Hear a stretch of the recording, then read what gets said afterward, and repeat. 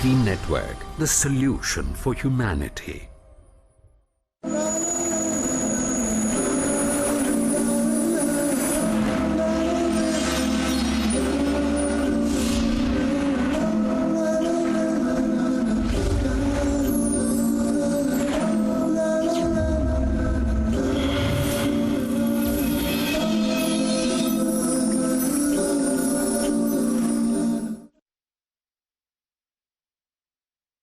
আসসালামু আলাইকুম ওয়া রাহমাতুল্লাহি ওয়া বারাকাতুহু।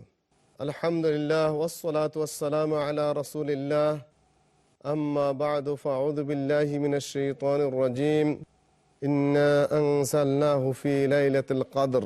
সম্মানিত সারা বিশ্বের পিস টিভির দর্শক শ্রোতা, আমরা আপনাদের সম্মুখে ধারাবাহিকভাবে রমাদান এবং এ প্রসঙ্গে বিভিন্ন বিষয়ের অবতারণা করে আসছিলাম আলেম ওলামা এবং বিদগ্ধ দ্বীনি জ্ঞানী গুণীদের সাথে। আজকে সেই ধারাবাহিকতায় আপনাদের সম্মুখে আমরা রমাদান এবং কোরআন এই প্রসঙ্গে আলোচনা করব। আল্লাহ পাক কোরআনে কারিমে বলেছেন, আউযু বিল্লাহি মিনাশ শাইতানির রাজীম, শাহরু রমাদানাল্লাযী উনজিলা ফীহিল কুরআন হুদাল লিন-নাস ওয়া বায়্যিনাতিম মিনাল হুদা ওয়াল ফুরকান।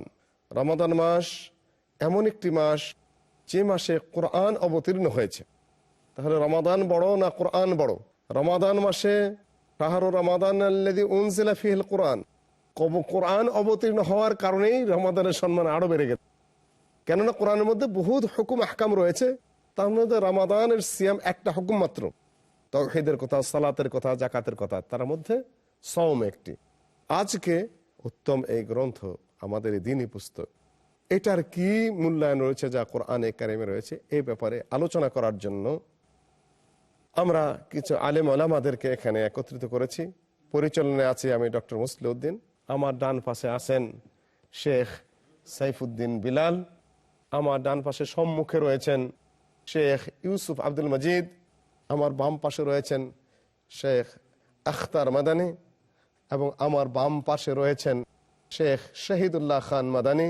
আমরা এই বড় বড় দ্বীনি পণ্ডিত, যারা বড় বড় আলেমদের কাছে সরাসরি লেখাপড়া করেছেন, তাদের কাছ থেকে এই রমাদান মাসের সাথে, যে মাসে কোরআন নাজিল হয়েছে, সেই কোরআন প্রসঙ্গে একটু আলোচনা শুনি। আমি আমার ডান দিক থেকে শুরু করছি।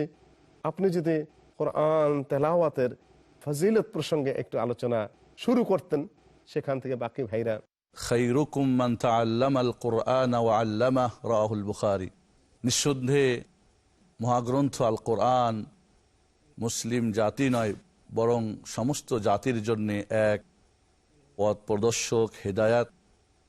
এই কোরআনুল কারীমের ফজিলত, এর গুরুত্ব, এর তাৎপর্য, এর মহত্ব স্বয়ং মহান রব্বুল আলামিন এবং তার প্রিয় হাবিব মুহাম্মদুর রাসূলুল্লাহ সাল্লাল্লাহু আলাইহি ওয়াসাল্লাম আমাদেরকে বিস্তারিতভাবে জানিয়ে দিয়েছেন। যাদের ব্যবসা অক্ষয় অব্যয়, যাদের ব্যবসায় কোনো প্রকার লস হওয়ার, লোকসান হওয়ার কোনো আশঙ্কা নেই, তাদের তিনটি কাজের মধ্যে একটি কাজ হলো ইয়াতলুনা কিতাব আল্লাহ, আল্লাহর কিতাব যারা পাঠ করে, নামাজ সালাত কায়েম করে, মহান রব্বুল আলামিনের দেওয়া রিজিক থেকে এরা প্রকাশ্যে এবং গোপনে দান করে, এরা এমন একটি ব্যবসারই আশা করে যে ব্যবসা অক্ষয় অব্যয়, যার কোনো লোকসান নেই। তাদের আজর, তাদের সওয়াব আল্লাহ পরিপূর্ণ করে তাদেরকে দান করবেন। ওয়াজিদুহুম মিন ফাদলিহি, এবং আল্লাহর ফজল ও কারাম তাদেরকে আরো অধিক করে দিয়ে দিবেন। মাশাআল্লাহ, জাযাকাল্লাহ খায়রান শেখ সাইফুদ্দিন বিলাল।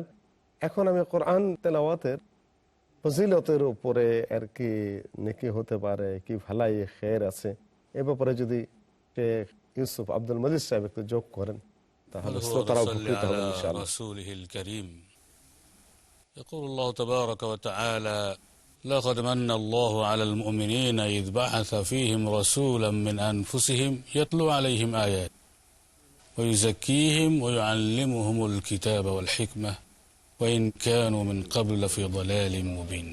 যে মহান রব্বুল আলামিন কোরআনুল কারীম বিশ্ব মানবতার নাজাত, মুক্তি, পরিত্রাণ এবং তাদের সমূহ কল্যাণ পার্থিব জীবনে ও পারলৌকিক জীবনে তাদের কল্যাণ নিশ্চিত করবার জন্য আল্লাহর পক্ষ থেকে এক অমোঘ ব্যবস্থা, এক অনবদ্য অবদান।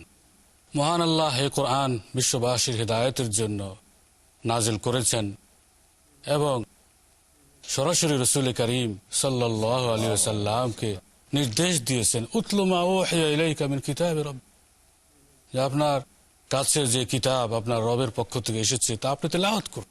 এবং রসুল করিম সাল্লাল্লাহু আলাইহি ওয়াসাল্লাম তিনি রাহমাতুল্লিল আলামিন, তিনি সারা পৃথিবীর মানুষের জন্য করুণা ও আশীর্বাদের মূর্ত প্রতীক। আল্লাহ তাআলা তাকে আমাদের জীবনে সবচেয়ে বড় রহমত হিসেবে পাঠিয়েছেন।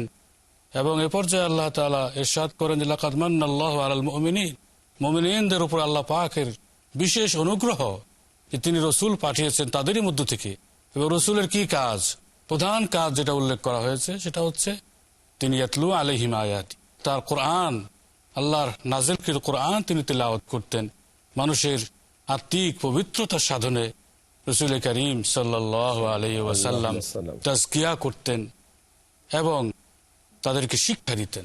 আমরা আবার ফিরে আসবো শেখ ইউসুফ আব্দুল মজিদের কাছে। কোরআন তেলাওয়াতের ফজিলতের উপরে যদি শেখ আখতার মাদানী সাহেব কিছু যোগ করার থাকে যোগ করতেন। আলহামদুলিল্লাহ রাব্বিল আলামিন ওয়াল আকিবাতু লিল মুত্তাকিন ওয়াসসালাতু ওয়াসসালামু আলা আশরাফিল আমবিয়া ওয়াল মুরসালিন নবিয়িনা মুহাম্মদ ওয়া আলা আলিহি ওয়া আসহাবিহি আজমাইন, আম্মা বাদ।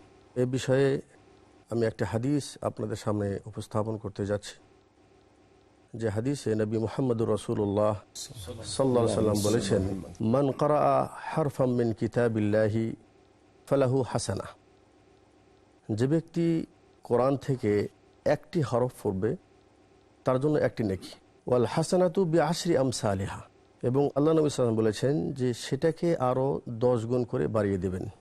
এরপর নবী মুহাম্মদুর রাসূলুল্লাহ সাল্লাল্লাহু আলাইহি ওয়াসাল্লাম বলেছেন যে আমি বলছি না যে আলিফ লাম মিম হারফুন, অর্থাৎ কেহ যদি এই হরুফে মুকাত্তাআত, যেগুলি কোরআনের বিভিন্ন সূরার শুরুতে আল্লাহ পাক হরফ শব্দ আকারে এগুলি শুরু করেছেন, আলিফ লাম মিম অক্ষর যেটা, তো এই অক্ষর যদি কেউ পড়ে সূরা বাকরায় প্রথম অংশ আলিফ লাম মিম, তো এটাকে কেউ যেন এমনই না করে যে এটা একটি হরফ বা এর জন্য একটি 10 নেকি, তা নয়, বরং উনি বলেছেন আলিফুন হারফুন লামুন হারফুন মিমুন হারফুন। সুবহানাল্লাহ। যে কেউ যদি আলিফ লাম মিম পড়ে তাহলে তাকে আলিফের জন্য 10 নেকি, লামের জন্য 10 নেকি এবং মিমের জন্য 10 নেকি, এতটুকু শব্দ পড়াতেই আল্লাহ পাক তাকে 30টি নেকি দেবেন। সুবহানাল্লাহ, সুবহানাল্লাহ। এটা হলো কোরআন। আল্লাহ পাক আমাদেরকে যেরকম আমাদের জীবন পরিচালনার জন্য দিক নির্দেশনা বলে সেটাকে প্রেরণ করেছেন, ঠিক তেমনি এই কোরআনকে আমরা যত বেশি মহব্বত করব এবং এটাকে যত বেশি তেলাওয়াত করব, পড়ব, শুনব, এর পিছনে আমাদের জন্য শুধু নেকি আর নেকি রয়েছে। আমি ফিরে আসবো আপনার কাছে। আসলে কোরআন বলতে আমরা কি বুঝি শেখ শহীদুল্লাহ? কি একটা বাক্যের মধ্যে আমরা কোরআনটাকে বুঝতে পারি যে এই কিছু সংযোগ হলে সেটার নাম কোরআন? আলহামদুলিল্লাহ ওয়াসসালাতু ওয়াসসালামু আলা রাসূলিল্লাহ, আম্মা বাদ। আমরা সকলেই জানি যে ইসলামের মূল বিষয় হলো দুটি, একটি হলো আল কোরআনুল কারীম, আরেকটি হলো আল্লাহ রাসূল সাল্লাল্লাহু আলাইহি ওয়াসাল্লাম এর হাদিস বা সুন্নাহ। তো আল কোরআনুল কারীম আমরা কম বেশি প্রতিটি মুসলিমই কোরআনকে চিনি, এরপরও একটা তার সঠিক পরিচয় আমাদের জেনে রাখা উচিত, কারণ কোরআনকে বিশ্বাস করতে গিয়েও অনেকেই এখানে কিছু ভুল ভ্রান্তি বিশ্বাসে লিপ্ত হয়েছেন। তো আমরা কোরআনের পরিচয় সম্পর্কে আমরা বলবো যে আল কোরআনু হুয়া কালামুল্লাহ মুনাজ্জালু আলা মুহাম্মাদিন সাল্লাল্লাহু আলাইহি ওয়াসাল্লাম বিওয়াসিতাতি জিবরিল আল আমিন। প্রথম হলো এই কোরআনুল কারীম আল্লাহ রাব্বুল আলামিনের কালাম, আল্লাহ রাব্বুল আলামিনের বাণী। দ্বিতীয় হলো আল্লাহ রাব্বুল আলামিনের পক্ষ থেকে অবতীর্ণ হয়ে মুহাম্মদ সাল্লাল্লাহু আলাইহি ওয়াসাল্লামের কাছে এসেছে। তৃতীয় হলো সেটা অবতীর্ণ হয়েছে বিওয়াসিতাতি জিবরিল আলাইহিস সালাতু ওয়াসসালাম এর মাধ্যমে আল্লাহর কাছ থেকে মুহাম্মদ সাল্লাল্লাহু আলাইহি ওয়াসাল্লামের কাছে এসেছে। চতুর্থ হলো এই কোরআন, যেটি মূলত লাওহে মাহফুজে সেখানে লিখিত ছিল এবং এখনো রয়েছে। আর এই কোরআনের শুরু হলো সূরাতুল ফাতিহা দিয়ে এবং শেষ হচ্ছে সূরাতুন নাস দিয়ে। বর্তমান আমাদের কাছে ছাপানো হয়েছে, যে বর্তমান আমাদের কাছে অবতীর্ণ হিসাবে ইকরা বিসমি রাব্বিকা, বর্তমান আমাদের কাছে যে মুসহাফ, যেটাকে মুসহাফে ওসমানী বলা হয়, তো এটা হলো কোরআন মাজিদের সংক্ষিপ্ত পরিচিতি।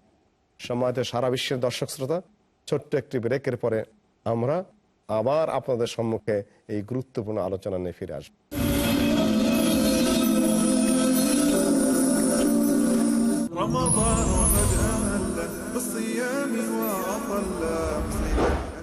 আসসালামু আলাইকুম ওয়া রাহমাতুল্লাহ। আমি মোহাম্মদ হাশিম মাদানী, পিস টিভি বাংলার পক্ষ থেকে, আমার পক্ষ থেকে সকল মুসলিম ভাইদের জানাচ্ছি মাহে রমজানের মুবারকবাদ।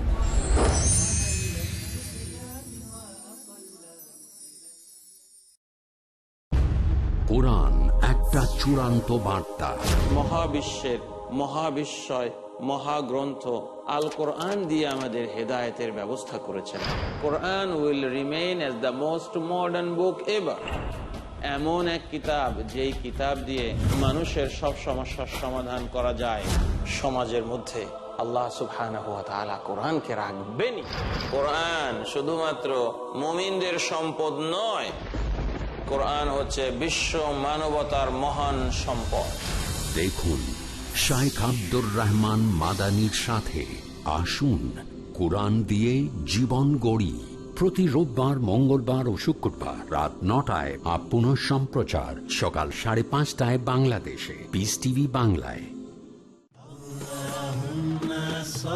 নবীজি মুহাম্মদ সাল্লাল্লাহু আলাইহি ওয়াসাল্লামের মণিমুক্তা জারীর ইবনে আব্দুল্লাহ রাদিয়াল্লাহু আনহু হতে বর্ণিত, রাসূলুল্লাহ সাল্লাল্লাহু আলাইহি ওয়াসাল্লাম বলেন, যে ব্যক্তি মানুষের প্রতি অনুগ্রহ করে না, আল্লাহ তাআলাও তার প্রতি অনুগ্রহ করেন না।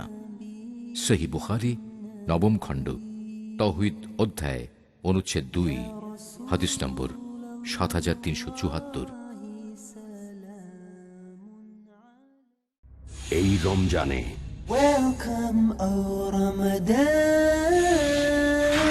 রমজান হলো রহমতের মাস। সাহরি, ইফতার, তারাবিহ, লাইলাতুল কদর, ইতিকাফ, ঈদুল ফিতর, এরকম আরো অনেক কাজ যেগুলো নবী মুহাম্মদ সাল্লাল্লাহু আলাইহি সাল্লাম করেছেন এই পবিত্র রমজান মাসে। আমি থাকবো আপনাদের সাথে এই রমজান মাসের প্রত্যেকটা দিন।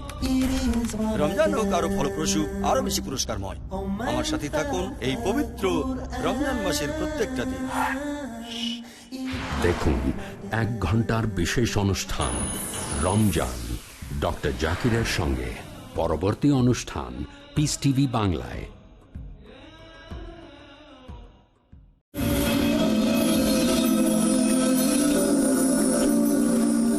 সম্মানিত পিস টিভি সারা বিশ্বের দর্শক শ্রোতা, সামান্য বিরতির পরে আমরা আবার কোরআনে কারীম এবং রমাদান এই বিষয়ের আলোচনা নিয়ে আপনাদের সম্মুখে ফিরে আসছি। সে পর্যন্ত আপনারা মেহেরবানি করে আমাদের সাথে আছেন, এজন্য আপনাদেরকে ধন্যবাদ। আমি আবার শেখ শহীদুল্লাহ মাদানীকে তার কথাটা একটু সম্পূর্ণ করার জন্য অনুরোধ করব।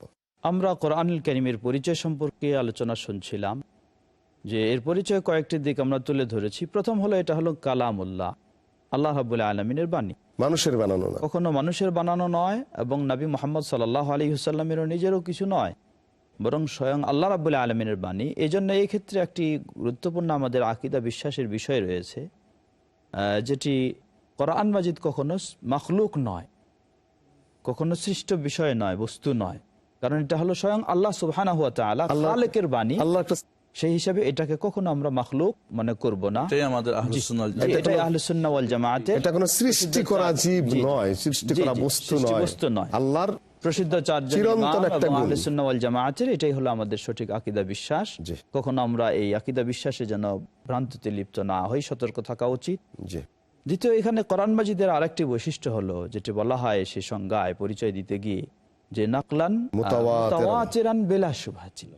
প্রতিটি যুগে যখন থেকে কোরআন অবতীর্ণ হয়েছে আজও পর্যন্ত এমনভাবে এই কোরআন ব্যাপকভাবে তা ছড়িয়ে আসছে বা বর্ণিত হয়ে আসছে, যার মাঝে কোনো রকমের সন্দেহ সংশয়ের অবকাশ বিন্দুমাত্র নেই। এটা হলো কোরআন মাজিদের একটা সবচেয়ে বলা যেতে পারে বড় বৈশিষ্ট্য, যেটা পৃথিবীতে এমন কোনো বিষয় নেই বা বস্তু নেই, গ্রন্থ নেই, যেটা এমন অসংখ্য অগণিত বর্ণনায় সেটা চলে আসছে।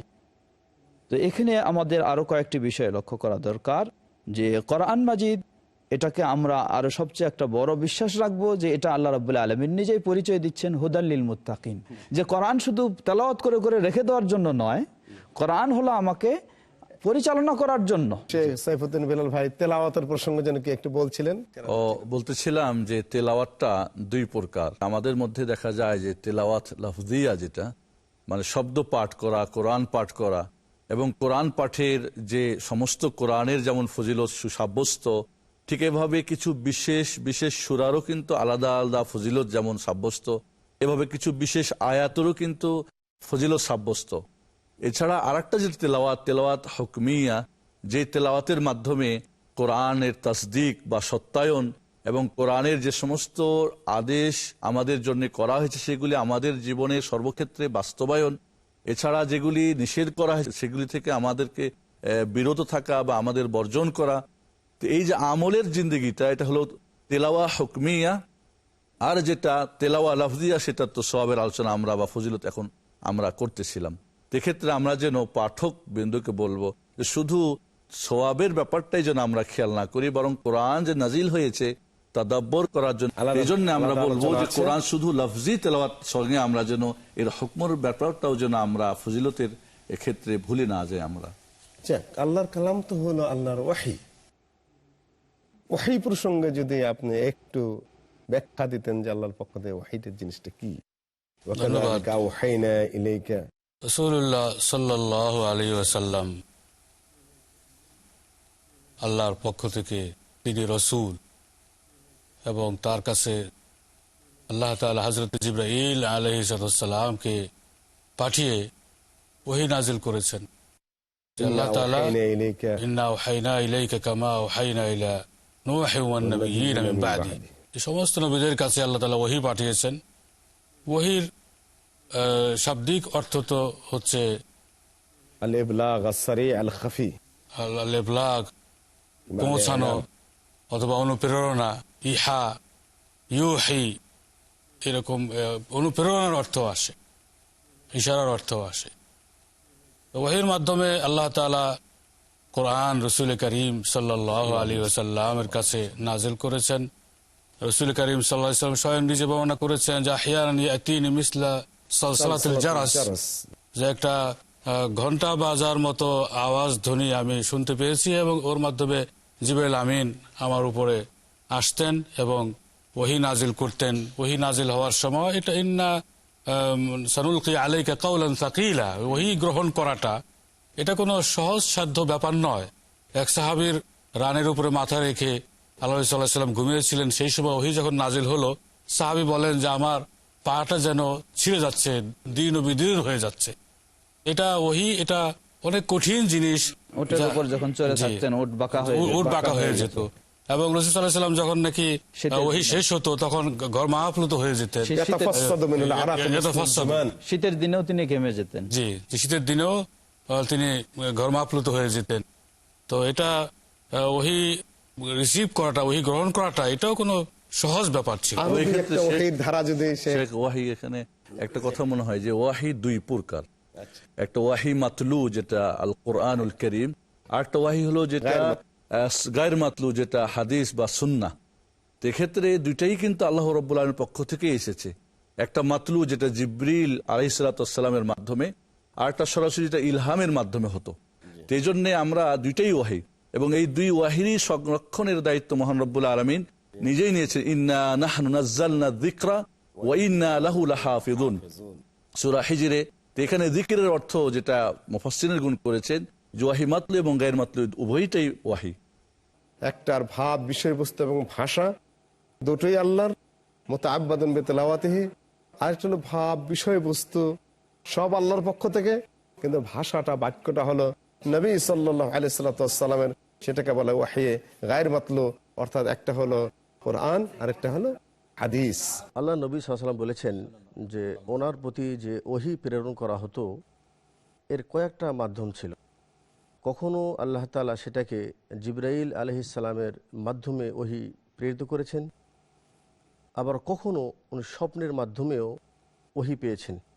এবং আল্লাহ নবী সাল্লাল্লাহু আলাইহি ওয়াসাল্লাম বলেছেন যে স্বপ্ন, নবীদের যেটা স্বপ্ন হয় এটা 100% সবগুলি সত্য, কিন্তু অন্যান্য মানুষ সম্পর্কে বলেছেন যে এই স্বপ্নটি হয় 46 ভাগের 1 ভাগ হলো মুবাশশিরাত, আল্লাহর পক্ষ থেকে যেটা সুসংবাদ মানুষকে দেওয়া হয়। আর রুইয়া সালেহা রুইয়া যেগুলি। সালেহা, তো বলছেন মা হিয়াল মুবাশশিরাত, এই সুসংবাদটি কি বলছেন? আর রুইয়াতুস সালেহা, فكان لا يرى رؤيا إلا جاء مثل فلق الصبح যেটা সহিহুল বুখারী। অর্থাৎ উনি যেখানেই যেটা স্বপ্ন দেখতেন সেটা আল্লাহ পাক, অর্থাৎ নবুয়াতের প্রথম 6 মাস এই রুইয়া সালেহার মাধ্যমে, নেক স্বপ্নের মাধ্যমেই স্টার্ট হয়েছিল। নিজেকে প্রস্তুত করতে পেরেছেন আর কি সৎ কাজে। এখানে আমি আরেকটা কথা যোগ দিতে চাচ্ছি, যেটা হলো এই যে কোরআনের যে বৈশিষ্ট্যের কথা আল্লাহ পাক বলেছেন যে এটা আল্লাহর পক্ষ থেকে মুনাজ্জাল মিন আল্লাহ, আল্লাহর পক্ষ থেকে নাজিলকৃত।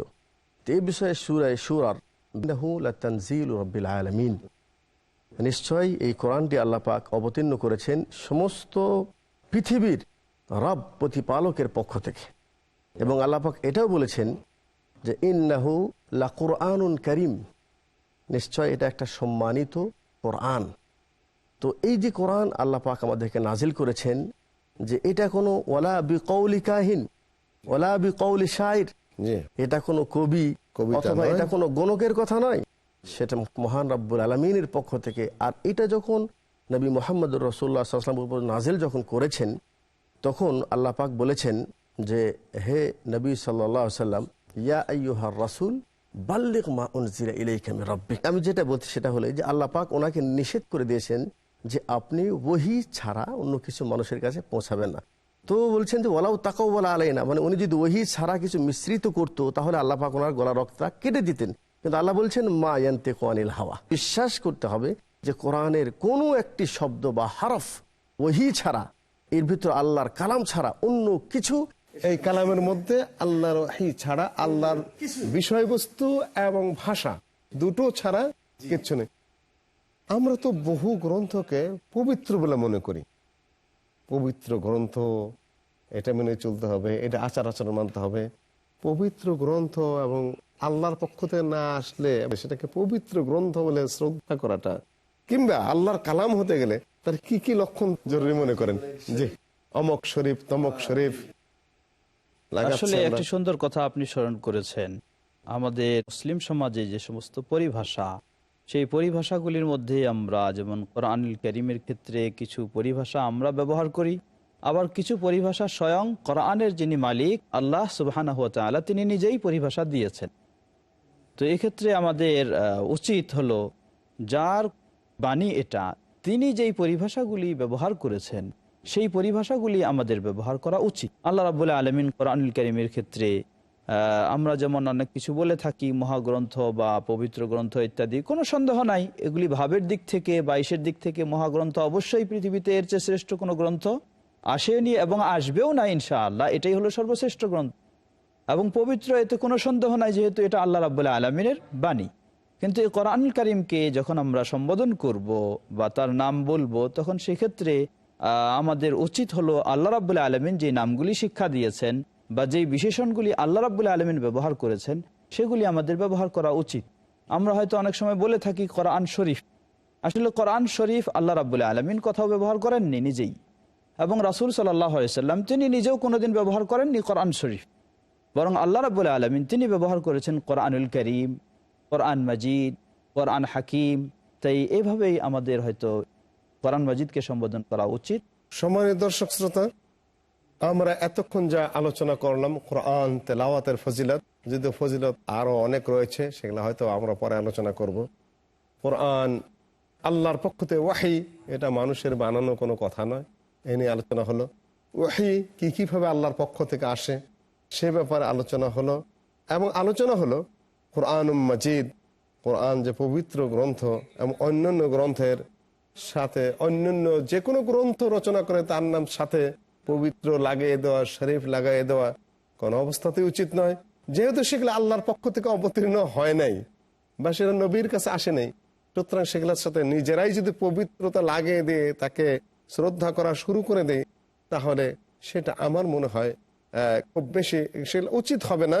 কারণ আল্লাহর পক্ষ থেকে রাসূলের পক্ষ থেকে যেটা আসে সেটারই কি পবিত্রতা, ফেরারি, শ্রদ্ধা। আমরা ইনশাআল্লাহ কোরআনে কারীমের উপর আলোচনা আবার করব। সে পর্ব দেখার জন্য, সে অনুষ্ঠান দেখার জন্য আপনাদের আমন্ত্রণ জানিয়ে আমরা আজকের এই অনুষ্ঠান এখানে শেষ করছি। আসসালামু আলাইকুম ওয়া রাহমাতুল্লাহি ওয়া বারাকাতুহু।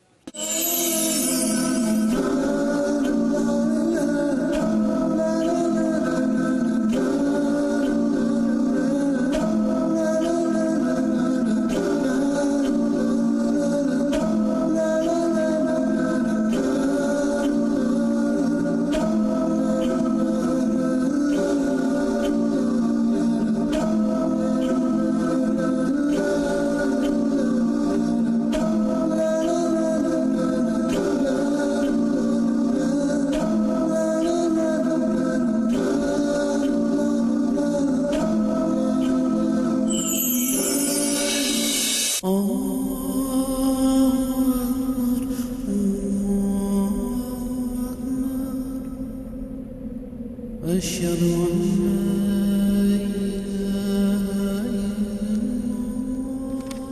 أن الذين آمنوا وعملوا الصالحات وأقاموا الصلاة وآتوا الزكاة لهم أجرهم عند ربهم ولا خوف عليهم ولا هم يحزنون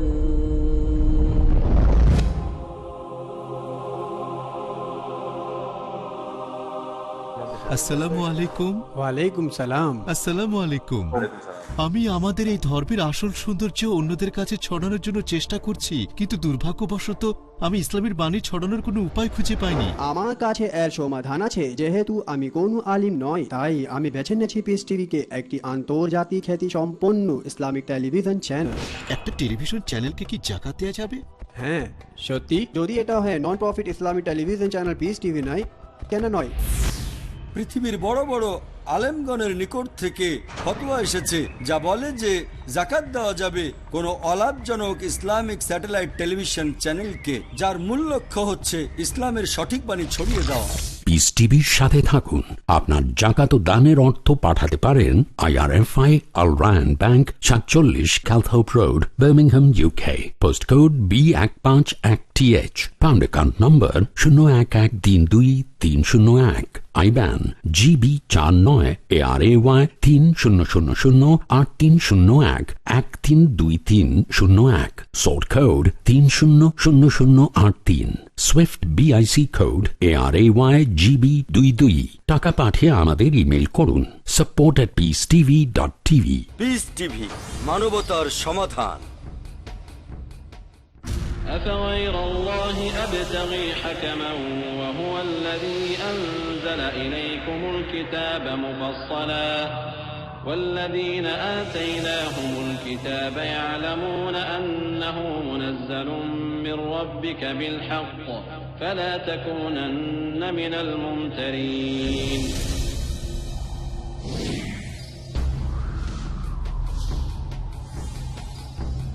আল কোরআন মহান আল্লাহর পক্ষ থেকে মহানবীর প্রতি নাযিলকৃত সর্বশ্রেষ্ঠ বাণী।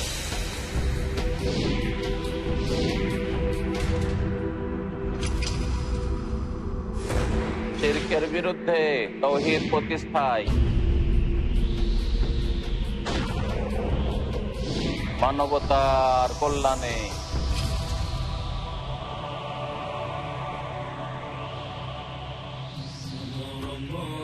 কত কার্যকরী ভাবে কোরআন থেকে হিদায়াত নিয়ে কোটি কোটি মানুষের জীবন হলো আলোকিত। দেখুন আল কোরআনের আলো প্রতি শুক্রবার থেকে